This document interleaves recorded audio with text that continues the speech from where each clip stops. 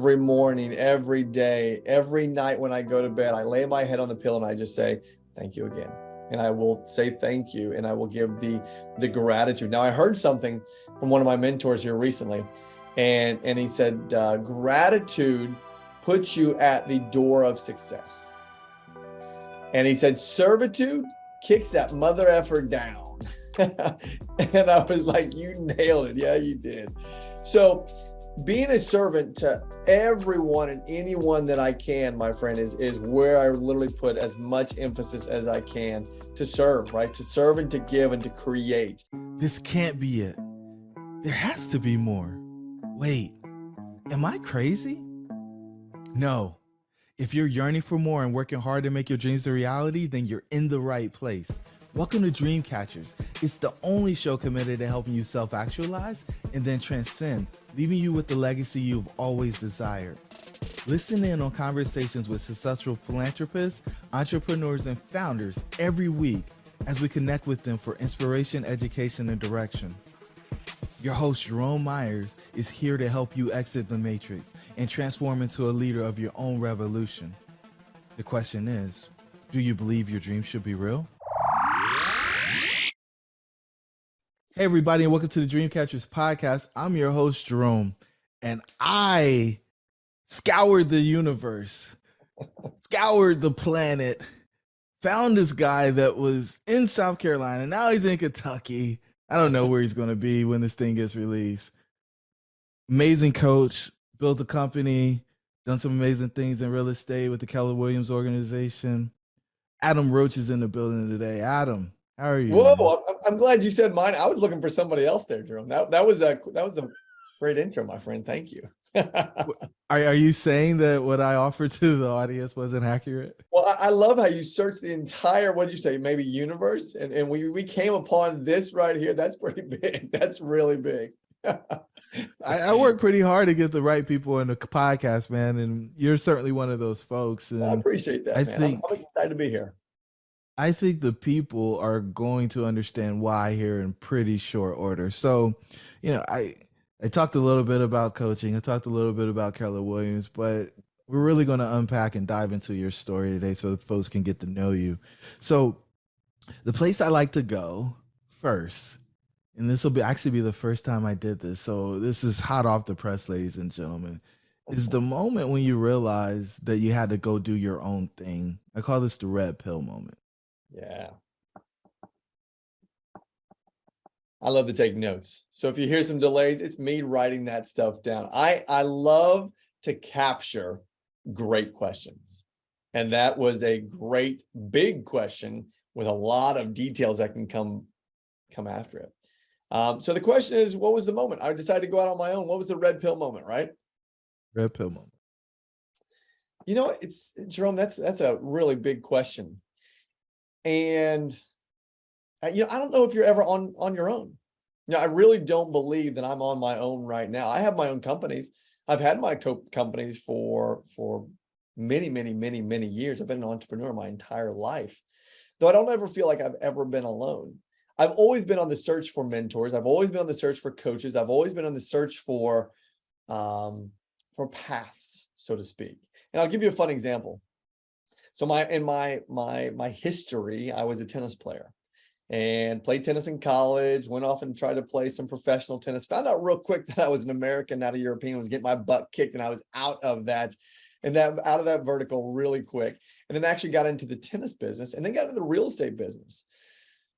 Now, here's the fascinating thing. So I'll pause that because I started buying Keller Williams franchises. And as I was buying these franchises, I thought, I want a mentor. I want someone that has dominated their space. And while I didn't know many people inside of that organization just yet, man, I went to the library. And I did some history searching. And I found that there was an individual by the name of John D. Rockefeller Sr., who not only dominated his space, we don't even know if he's still that the family is dominating the oil space yet, but I got my hands on a book called The Titan. And if you've ever seen the book, The Titan, it's about 700 pages. And I kid you not, Jerome, this is what I did. I wasn't a big reader back then. This is probably 25 years ago. And I was reading this book and I turned on music. Hans Zimmerman.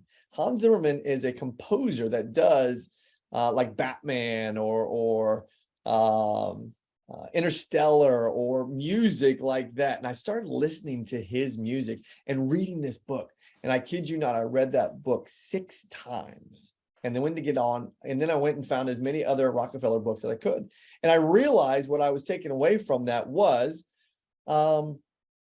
it's okay to dominate, right? It's okay to be as big as you want to be, and know that, and again, I'm a spiritual guy, that you give it all up, right? You give it all up to the big man upstairs. And that's what I was reading in his book. So when did I ever decide to go out on my own? I tell you what, if you ever find me alone, put me down, please, because I don't ever want to be alone. I always want to be learning and growing from everyone around me, even though I'm an entrepreneur.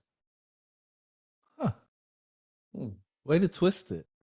This is interesting because I think a lot of people feel like the road to the top is lonely. Mm-hmm. And in your answer, you humbly submitted to us that it shouldn't be. At least you don't want it to be for you. No, again, what does alone mean? If I am defining the word alone in Adam Roach terms, I'm in a corner all by myself with nothing to read, with no one to talk to, with no real capacity for communication, right?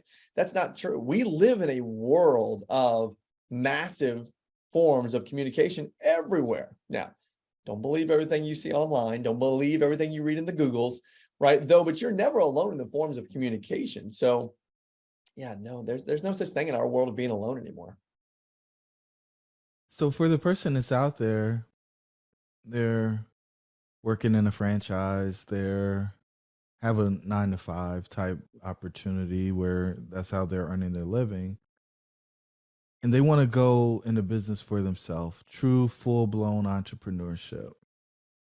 What do you suggest to them? Oh, because they're contemplating this thing on a daily basis. The risk of going to zero. Yeah. Okay. So, gosh, there's so many analogies that we can put with this answer. Let's just keep it simple and let's just answer the question. It starts with a V and ends with the word vision. You have to have vision, right? You have to have a vision. That doesn't mean you have to know what that vision is from A to B, but you got to be able to see it, right? You got to be able to feel it, right? I was in church and they were like, what is your calling? Do you have an understanding of what your calling is? Do you have a space where you feel that God is wanting to put you in and then you get to sprint? You have one of those spaces. And I thought, gosh, I absolutely do. You know, the I Love Coaching company was born out of, and that's a whole nother conversation, just born out of me wanting to surround myself with different who's, right? Different people that I wanted to be around. So I would challenge the entrepreneur, I would challenge the W-2 listener right now to, number one, audit the who's that are around them, right? Audit them. What does audit mean? Well, audit means, do they align, right? If I want a coaching call with any of my clients, I take my hands and I put them together and I say, can you see both my hands? They're like, no, I only see one. It's like, great, because my hands are aligned. If they are not aligned with you in your vision, right? You see yourself, whatever you see yourself wanting to do, if they do not align, go get some new who's, right? Go get some new who's. So number one, I would tell the W-2 person, create a vision. Right? Start by creating a vision. And if you don't know how to create a vision, it's not hard, right? What do you see in your mind's eye that you would rather be doing? Do you like to fish? Do you like to hunt? Do you like to draw? Do you like to create? What do you like to do? What wakes you up at 3 a.m. and says, I'm so passionate about that? We live in an entrepreneurial world. We live in a world that anything truly is, without sounding cliche, possible. All right. And I tell my kids that are 14 and 12, if you can imagine it, we've heard this many different ways, you can make it happen. Right. So W-2 person, here's what I'm going to challenge you with. Go write out a vision. And can you create a vision statement? Ooh, here we go. Jerome, this is fun. A vision statement, guys, looks something like this. Well, I'll give you a few examples. So when I took over a franchise of Keller Williams in South Carolina, it was a little dull. It was a little drab. It was a little boring, right? And so I had a mentor come to me and they said, Adam, what's your vision for the company? And so I could say the vision, but they said, what's your vision statement that's going to be your battle cry that people are going to get wrapped around? So W2 people, I want you to hear this and I want you to write this down because this is super duper simple. To become blank, fill in the blank, by blank. Now, by doesn't mean a time, by means how, right? So to become blank by blank. So go back to that KW franchise. And so I said, great, I can do this. To become the most attractive and vibrant real estate office in all of Charleston, committed to a model of excellence. That was our vision statement. That was the vision statement. And I took my team, that was my staff, and I renamed the staff to Vision Team. So we were all sprinting to that vision statement that I had created to become the most attractive and vibrant real estate office in all of Charleston, committed to a model of excellence. Every vision team meeting on Friday at 8:30 a.m. I started with 3 people, and when I sold the company, we had 14 staff members, vision team members. Every Friday, one person had to repeat the vision statement and state what was the one action item they did to bring the statement to life faster. No judgment. What'd you do? So W2 employees start with the vision statement to become blank by blank, and then go find your who's. Go find some people that align, put your hands together, that align with that vision, that can either laugh at you and say that is crazy, because that's a good vision, or that say, I'm all on board. That's Jerry Maguire with the fish in his hand and says, who's with me, right? So I hope that answered your question. So get a vision and then put yourself in an environment where that vision could flourish. Basically, is the change in the people, right? Yes. Yes. So folks get scared on the people piece because they don't want to be alone. Yes. They don't want to be alone, So, and their egos get in the way.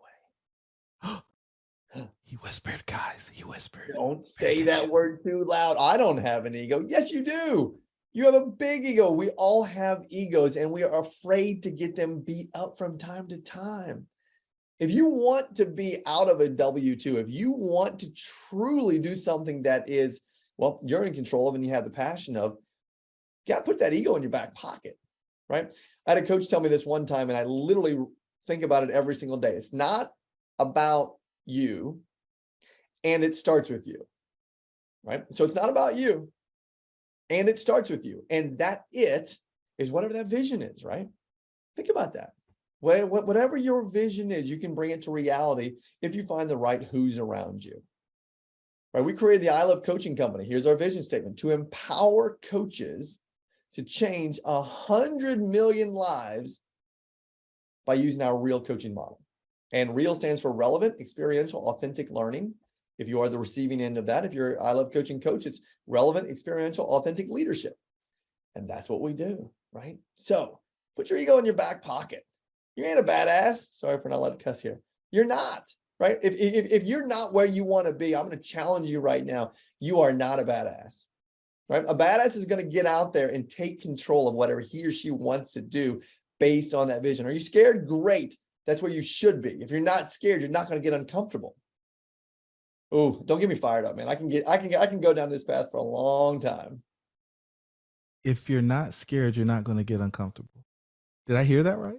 Yeah, if you're not scared, you're comfortable. Think about that. I've got 9 team members right now that count on me to grow a company. Within 3 years, there will probably be 90, if not 900, that rely on a company to put food on the table, right? That's scary. That's scary shit right there. I've got nearly, how many coaches we have? I think we're approaching almost 40 now. We've had 6 join us in the last week.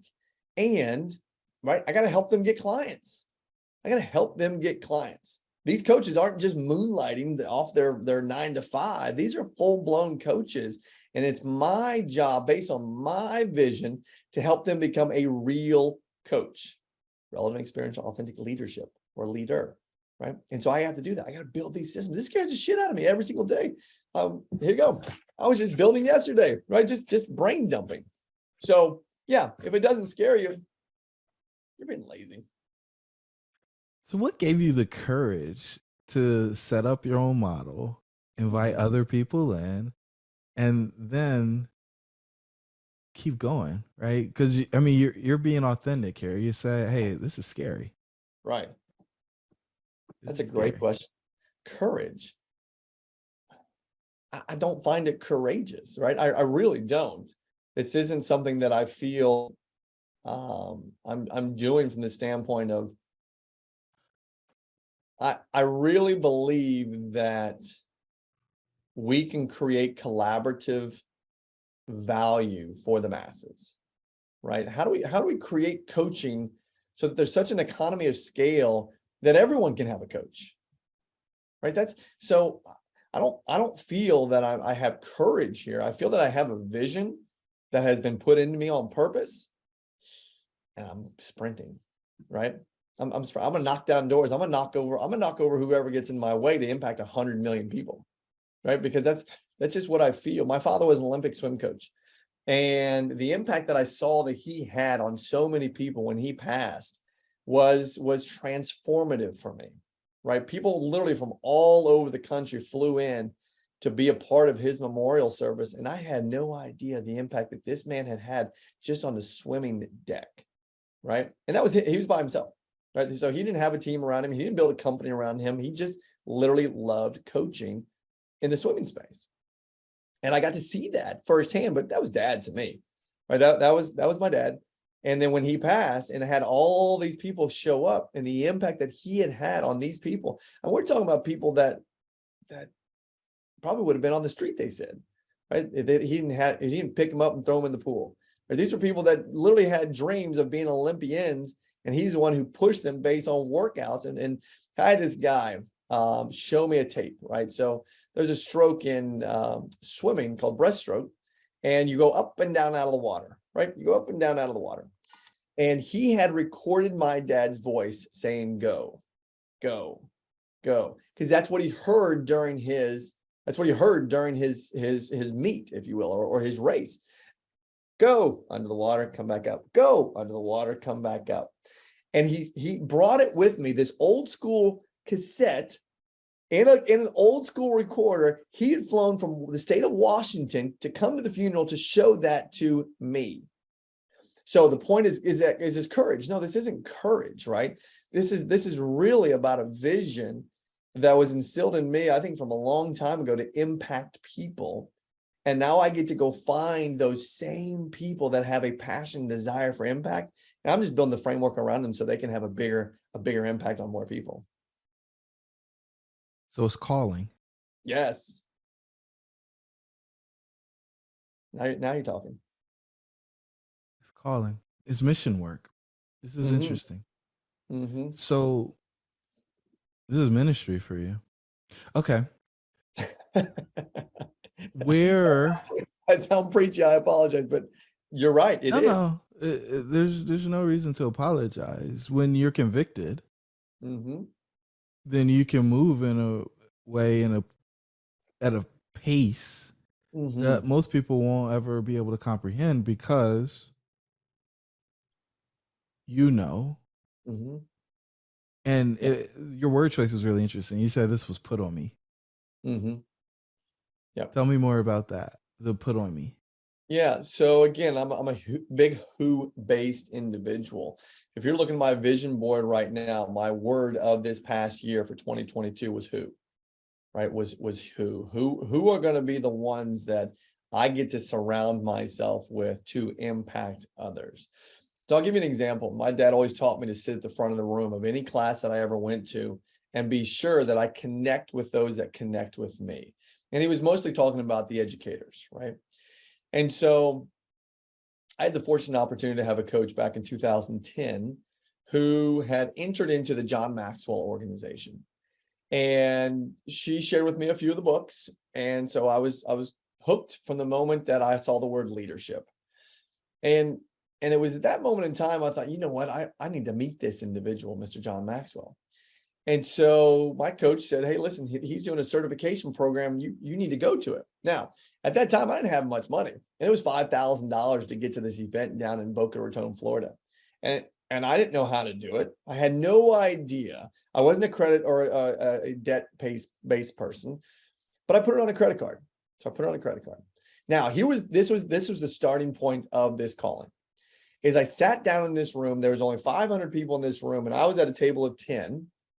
And I was one of 3 Americans at that table because Mr. John Maxwell's reached around the globe.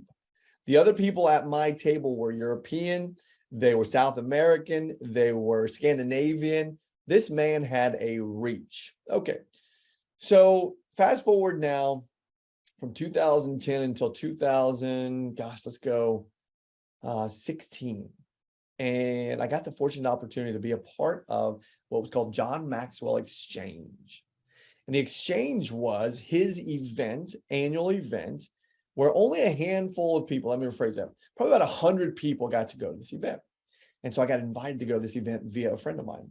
And the exchange word was just that. You exchange help, right? You exchange who you are and meet people. That's the goal. And in an intermission, John said, this is business. And John's a former minister. And he said, if anybody wants to have a conversation with me with their walk with Christ or with a new walk with the Lord, come up and introduce yourself. So I thought to myself, gosh, here's my chance. Though I don't want to be inauthentic and lie that I'm not having a new walk with Christ. So I made a commitment right then and there that I'm going to go introduce myself to John, and I'm going to reinvent my space. I'm going to reinvent myself in the space of religion. So I went out to introduce myself to John, and here's what he said.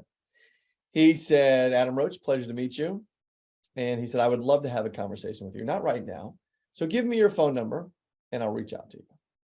And I thought, I've been to many of these events. I've been to so many of these things where guys say that, no big deal, not at all. I want to share something here. Now, I know for our listeners, or if they're listening, I don't know what they can see, if it's on YouTube or whatever, but I want to share with you. So John calls me. Now, I didn't have his number saved in my phone, and I don't answer phone numbers that come in. So this is, let me turn this up here. I'm just going to play this real quick. Let's see. Hold on. Is it going to play? Hold on. Oh, here we go. Speaker. 2 seconds. 2 seconds. Hey, Adam, John Maxwell here. I'm sorry I missed you. I'm in Birmingham getting ready to speak to a bunch of leaders. Anyway, I'll try to get back to you here in the next few days.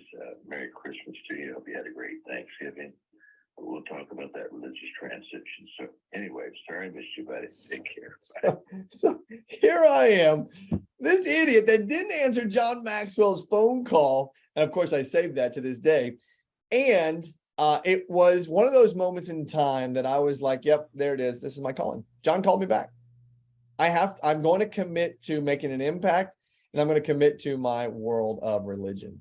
And since then, this is the word impact, and 100 million has been in my head, right? I've always been taught that you have to appeal to the masses if you want to have a big splash on this planet. And that's the goal that we're getting to. So yeah, it's been put on me. So has it all gone smooth since you're walking in purpose and in your calling? Or were there 2 or 3 challenges that would be worth sharing with the listeners? Every day's a challenge, right? Every day is a challenge, though, again, without sounding cliche, it's not stopping me, right? Sure, you want some challenges? Systems, right? The right who's, the right coaches, excuse me, the right people, the right places, the right models. Yeah, there's always a challenge. And so what, right? That's a learning lesson. That's a full-blown learning lesson. Money, gosh, you got to have money to build businesses. Yeah, you do have to have money. Yeah, you do have to get to a place where you've got 9 people to put food on their table. Yeah, you got almost 50 coaches. Yeah, you got to help them make money. But it doesn't matter, right? Literally, to me, it doesn't matter. I have no fear of money. I have no fear of those types of things. I don't wake up in fear. I literally wake up in a space of, here's what I do in the morning. So every day, 5 o'clock, I get up and I put both feet on the ground, one and the other. And I literally walk to the bathroom and I say, thank you all the way there. Thank, and then you, thank you, thank you, thank you. And I've been doing that for years, right? And then I go out and I exercise. I don't look at my phone. I don't do anything. I go out and I exercise, and this is what I do. It's usually dark outside when I take off. I usually go for, not usually, I do walk for 30 minutes every day. I go outside and I take 6 deep breaths in through my nose, out through my nose. I'm walking, right? 6 deep breaths. I'll do this in the rain. I live in South Carolina, so it doesn't snow. Praise the Lord. And so I get wet from time to time, but it doesn't matter. That's my time. Okay. And then from there, I then go into devotion, right? So I am on day, let me tell you right now with the Bible app, and this really doesn't matter, but I'm on day 258 straight devotions for this year. So I haven't missed a day this year. Today is day 258, by the way, of this year. And haven't missed a day. So I read my devotion. I read it out loud while I'm walking. Okay. And then I go for my walk. And I go for my walk and I don't look at anything else on my phone. Oh, I take that back. I do look at my Aura ring, right? Because I track my sleep. Because I need to ensure that I'm prepared for the day mentally and physically. And then from there, I walk to my gym. And so I go work out at the gym, probably about 35, 40 minutes. I've got a routine that I follow. It's an app called Fit Him, which works for me. And then I walk home. And that's my morning, right? So I don't drink coffee. My morning, if there is any fear or any doubts or any scaredness, goes right away, right? It doesn't matter because my routine is so set that it's gone, right? I'm a fresh new day, fresh new legs, fresh new mind, fresh new 6 breaths, right? Let's go. Let's get after it. A lot of people want to unlock their ultimate potential but lack the strategy, support, and stamina necessary to achieve their major goals. They often try to overcome these challenges by trying to do it on their own, causing frustration, fatigue, and eventually failure. We have developed a model for a center life, aka the red pill, to help them bolster their beliefs, gain clarity on their path to success, and provide accountability as they take action on their goals. When they take the red pill, they rapidly accelerate attainment of their goals and begin to experience a life of significance and impact. Want to find out more? Hop over to jeromemyers.co. Now, let's get back to the episode.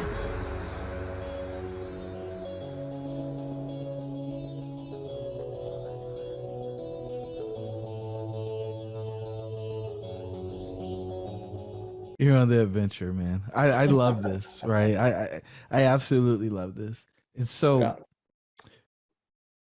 should I take it based on what you've told us so far to believe that you didn't have a rock bottom or a rock top that forced you to make the change? Most people don't do it proactively. There's this inflection point that happens. Yeah, no, I've had rock bottoms. Don't get me wrong. I can give some of them examples. Though when I started this journey, I was not on a rock bottom, right? I was literally on the opposite side of that. I was at the top, right? I was at the top of my Keller Williams world. I owned 3 franchises. I was a coach inside of the organization. I had developed a software called Recruiting Bridge, which is a recruiting software that we've white labeled called Exceed now. And so on top of the world is what it felt like. And then my father passed.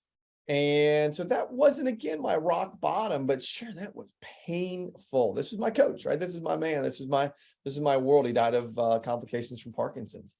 And though that was such a wake up moment, right? And I grieved really hard with that. He lived in Indiana, came back, did the whole service and those types of things, and came back. And I literally, Jerome, I got a beach chair, and I took my journal. I had my Bible app on my phone, and I had a speaker and water. I took water with me, and a towel. And I got to the beach, and I laid it all out, and I sat there. I think I probably got there like at 8 o'clock in the morning, and sunscreen, of course, and sat there and wrote, read, and cried. Wrote, read, and cried. Wrote, read, and cried. I left at about 6:30 p.m. and I got to see the son do these types of things, right? I got a full rack of ribs from a place called Home Team Barbecue, smashed the entire thing. Man, I was out in a food coma and went to sleep, right? I went to sleep. So that was my grieving day. And that was a moment in time, though. And I'm gonna tell you what I pulled from the journaling. I pulled from the journaling that I got to spend the last 4 months with my father. And I took pictures, I recorded, I'd ask him questions, I have the video on, and I still have it all on my phone. And that was probably one of the most powerful 4 months of my life, because it helped me see that the word who matters, right? The word who matters. And so I got to audit my world. I got to audit the who's in my life. And Jerome, I said, they ain't my who's. These are not my who's. So I went into all my investor meetings basically, and I just simply said, it's going to be an easy conversation. I own the majority of these companies. I don't want to be in business with any of you. It's not personal. You're just not my who's. So you're either going to buy me out or I'm going to buy you out. And they all decided to buy me out, which was fine. And it was great. It wasn't an ego play for me. I was not attached to the outcome. And away I went. And it was a beautiful thing that I was able to do that and then find this vision for the I Love Coaching company. And it was actually born from the software world, right? So we had the Recruiting Bridge and Exceed, and it was, I saw them struggling. I saw our end users struggling because the software wasn't broken. They just couldn't recruit very well. And I was one of KW's top recruiters for years. And so I got in and I said, listen, I'm going to help you. I'm going to help you. I'm going to coach you. They said, great. And so we started that. And then I had other friends come to me and they said, hey, listen, we see you're coaching. Can we come on board with you? And I said, what do you want to coach? They said, we don't want to coach recruiting. We want to coach real estate, or we want to coach mortgage, or we want to coach life. It's like, great. I'm going to create a company. It's called the I Love Coaching Company. And we all love coaching. And we're going to expand this across every industry, right? We're going to expand it across every industry. So now we're in the health, wealth, and relationship spaces of what we call the wheel of life, or the whole life millionaire is what we create inside of our clients.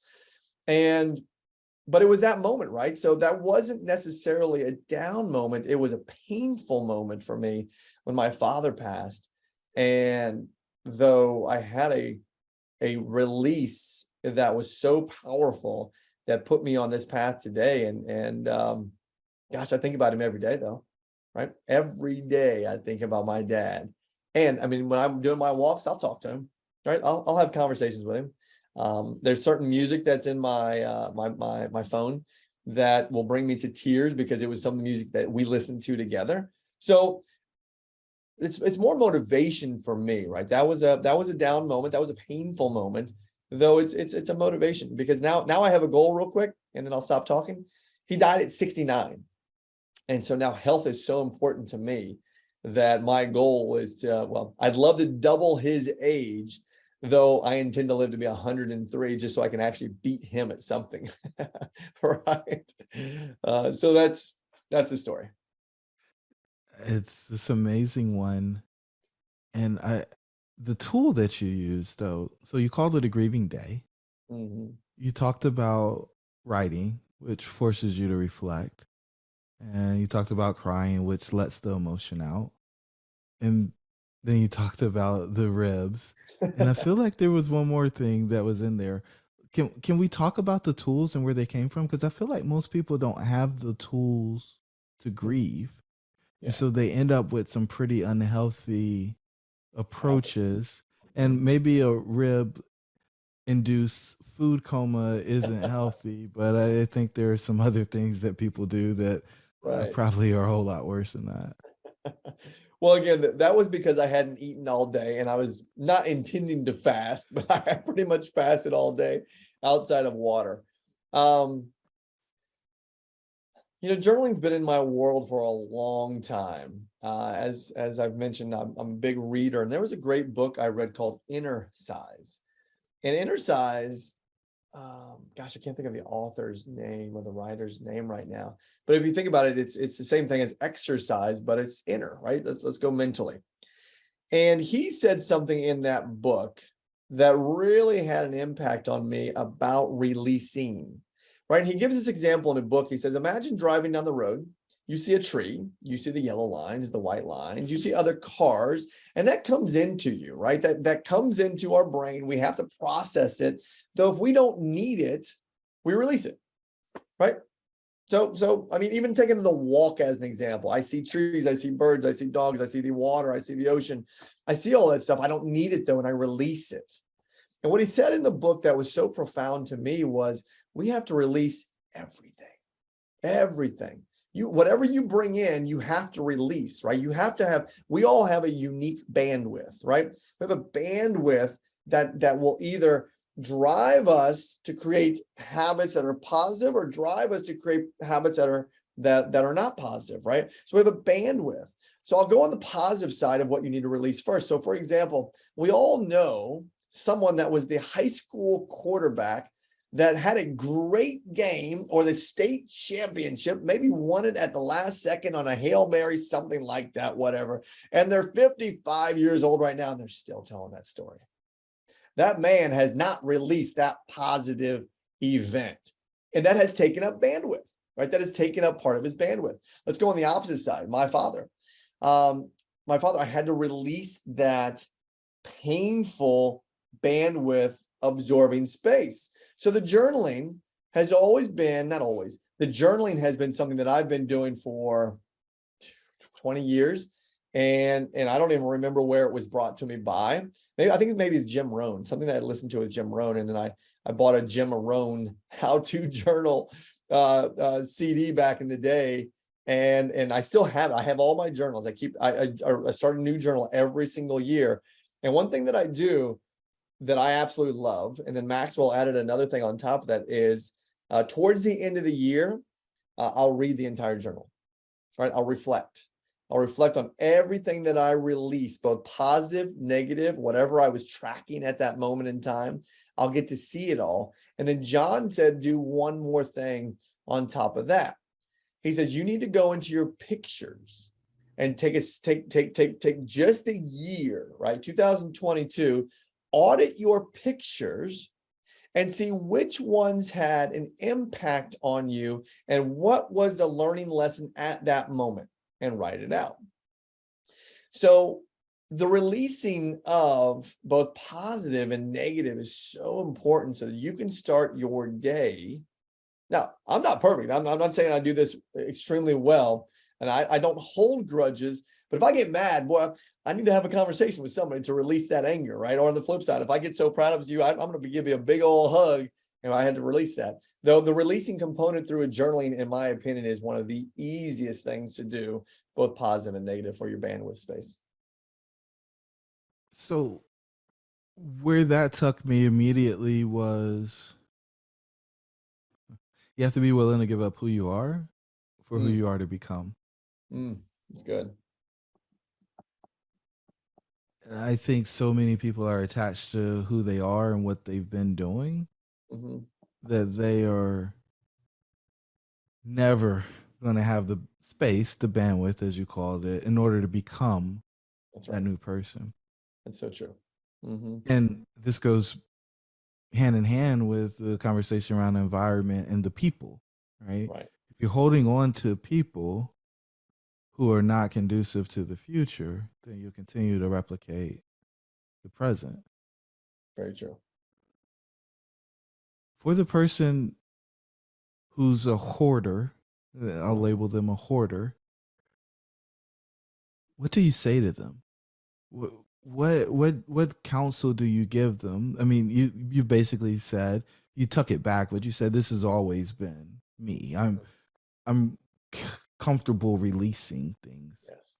But for the person who's a hoarder, they've created this space where they just they hold on to everything, right?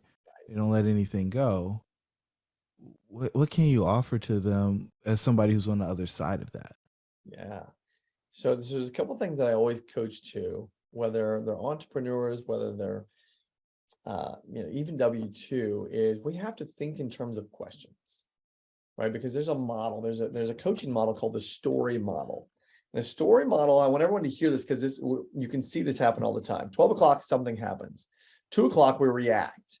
4 o'clock, we create judgment. And at 6 o'clock, we create a story. Okay. Now, with that, if you're in the space of being able to be aware of that and see it, you can reframe that side of the dial, so to speak, right? And you can reframe it through questions, right? So think in terms of questions. Now let's go to the other side of the dial on the left-hand side. At 8 o'clock, you're going to seek evidence. And at 10 o'clock, there's going to be a new future or a new outcome. Now, if you can see that, then we draw an infinity symbol from 12 o'clock to 6 o'clock, because something always happens and a story is always created. So the hoarders, here's what I would ask them. What specifically is important to you about holding on to that story or that experience? Now, and then give me an answer, Jerome, and this is what I would say back to them. What else? They give another answer. And I say, what else? They give a third answer. Now I call this the three amigos. And they would say, they'd give me another answer. And I'd say, is there anything else? And they'd say, no, that's about it. I'd say, good. Now, what we have to do is when we're at that moment in time, you don't get to judge, right? We don't get to judge what they're saying. We don't get to do anything. Our job as leaders, in my opinion, is to think we have this water bottle, right? So Jerome, we got someone that is holding on to all these experiences and thoughts or these emotions. And this is your capacity, right? This water bottle is your capacity. And if that person was sitting in front of me, this is what I would say. I'd take them through those questions and I'd ask them the three amigos so I could empty this water bottle, right? So the water bottle would become empty and they would have now more room to grow, right? They can have more room to grow in experiences. But the ones that are holding on to something, I'm going to ask them what specifically is important to them about those experiences and ask them, when was the last time you grew? Right? When was the last time you got filled up with something that allowed you to actually take action and move? So that's what I'd say. And in that answer, they will find the inspiration to do something different. Maybe, yeah, or maybe not. Or maybe I don't know what they would find. And that's the beauty of the whole scenario, is they might not find anything. That's cool. So guess what? We get to ask more questions. Tell me about that time. Really? Tell me more. Empty that water bottle. Right? You don't have to tell them about the water bottle analogy, though that's what our job is, right? Our job, in my opinion, as coaches and leaders, is to empty the water bottles to move people forward. All right. So we breezed by this. I'm going to circle you back now. You talked about walking into the office. Hey, I don't want to be in business with any of you guys. So one or two things is going to happen. Right. So did you have the money to buy them out if they said, we want you to buy us out? Not even close. not even remotely close. Though I would have figured it out, right? I mean, here's what I probably would have done. I probably would have gotten new partners. Right. Yeah. So the reason that part was the joke, the confidence is the piece that I really want to harp on, of being able to go in with conviction, knowing that this is the outcome, this ends, and there's a price tag associated with it for one of us. Right. How do we do this? Mm-hmm. But I'm certain of what I want the outcome to be. Mm-hmm. Where did that come from? Like, because most people would be terrified because the first place they go and the reason why they can is always money. Right. Yep. Okay. When did you detach? Yep. When did you detach from that? Time. My dad was 69. He was 69 years young. He only found out he had Parkinson's because he was training for a freaking triathlon and his times were getting slower and his left foot was dragging and he had no ideas why. So he went to the doctor and the doctor said, hey, your left foot's dragging because you have Parkinson's. You have Parkinson's. And so when he passed at 69, I did the math. I did the math in my head. I was 42 years old. I was 42 years old. I did the math, Joe, and I thought, that's not a long life left for me if I follow in his footsteps. So I'm going to take control of this. I'm going to take control of my who's. I'm going to take control of the time that I have left because I inherited those partners when I bought those companies. And it was no need anymore. There's no need. There was no need. So I knew that I only had a certain finite time left to make an impact. I think I was making an impact in that world. It wasn't the right who's though. It's funny because there's so many people that stay in messed up marriages, and this is a business, and do the people really make that much of a difference? Oh, well, that's subjective, right? In my opinion, that's subjective. For me, is yes. For me, it was is yes, right? My who's matter, right? And I really intend and intentionally, purposefully surround myself with the right who's based on the visions that I have, based on the goals that I have, based on, listen, I will hire as many coaches that I need to keep building me, right? I got married just about a month ago, second time. And pre-marriage, I went and hired a relationship coach for me, only for me, right? For me. And then of course, Dana came into the mix, though I hired him, Dr. Kelly Flanagan. Y'all need to go look him up. He's the best. He's going to be at our summit this year. He coached me up. And here's what he said. He says, wow, Adam, he says, I get to coach the coach of the coaches. And I said, well, here's Dr. Flanagan. Here's the thing. Yes, the answer is yes, because you are the expert in this space of relationships. I need to be coached up in this space. So to answer your question, who's matter? Yes. In my world, solely in my world. I love everybody else's world, but it's none of my business, right? Everybody else's world is none of my business. So I'm not going to say that y'all need different who's. It's none of my business who you surround yourself with. As it relates to me, yeah, I'm going to pick and choose my who. It's funny because I think environment will eat vision for lunch, right? People talk about culture eating strategy for lunch. Right. I think environment will eat your vision for lunch. You will sink down to the lowest common denominator every single time. And if you don't have people who are pushing, inspiring, growing, I don't know how you can expect to flourish in that space, because you're going to be the weirdo who's trying to do the thing. You don't have any support, and your willpower certainly isn't enough to overcome the environment, even if you're crazy enough to have a vision bigger than the environment. Oh man, there's so many places I want to go, Adam. You give me all these different tentacles I could run down. Well, let's go here, because I think you talked about this already, but let's see if we can nail it down a little bit more. What dream are you most focused on catching next? Oh, great call. Great question. Is there a specific vertical you want me to go down, or? No. All right, so number one. The one dream that you're most focused on catching it, because there's compartments, right? And yeah, I'm working on this over here, but eventually those get stacked as well, right? Because it's life. It all comes together. You know what? The easy answer for me is continuing to be a servant to God, right? That's the easy answer that I will go with. Every morning, every day, every night when I go to bed, I lay my head on the pillow and I just say, thank you again. And I will say thank you, and I will give the gratitude. Now, I heard something from one of my mentors here recently, and he said, gratitude puts you at the door of success. And he said, servitude kicks that mother effer down. And I was like, you nailed it. Yeah, you did. So being a servant to everyone and anyone that I can, my friend, is where I literally put as much emphasis as I can to serve, right? To serve and to give and to create.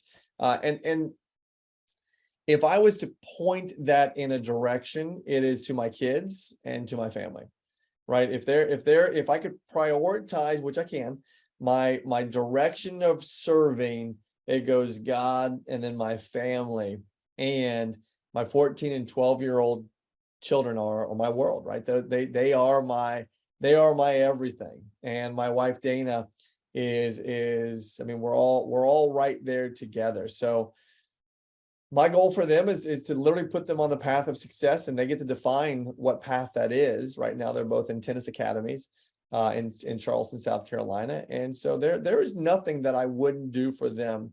Now, don't get me wrong. I stay dad, and I get to be coach, not of tennis, because I do help them in the tennis space, but I coach them up a lot, right? I coach them up with preparing them to be the best serving adults that they can be. No pun intended with tennis there, but these best serving adults that they can be. And it's amazing watching their growth. It's amazing watching them fail. It's amazing setting them up for both success and failure. That's my jam. That is totally my jam, is watching those kids grow. So that's it in a nutshell, man. That's my big hairy audacious goal, is how many people can I serve at the highest level, knowing that that's what God's put me here for. The clarity around that makes it